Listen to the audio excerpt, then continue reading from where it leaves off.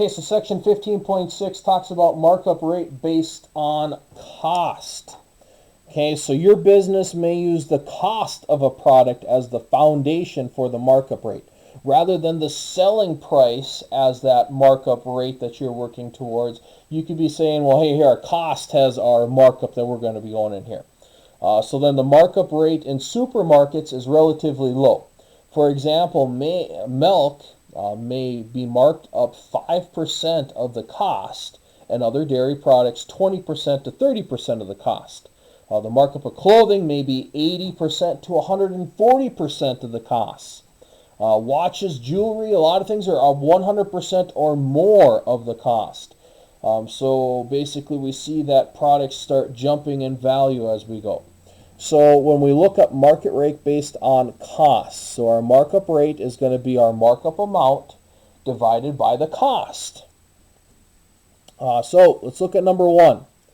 Number one, page 571, talks about selling price of a jacket is $97.50. The cost of this jacket is $58.50. What we want to do is we want to find the markup rate. So in order to find the markup rate, we need to find the markup first. So to find that markup, we're going to take $97.50.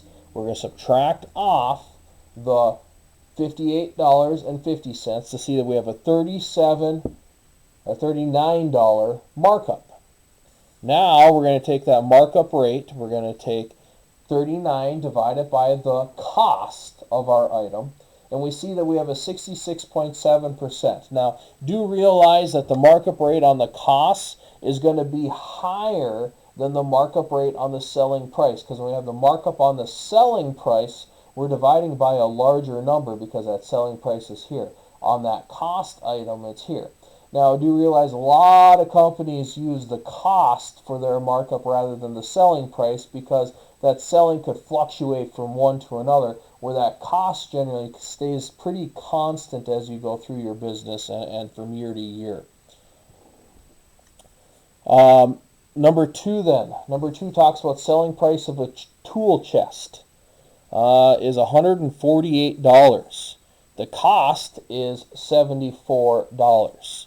So we look at the markup is going to be 148 minus 74, so $74 markup. So we see that if we have a $74 markup, then we divide it by the cost of $74, we get 1. So that means we have a 100% markup. Basically, they're taking their cost and doubling it. Now, do realize this is very common.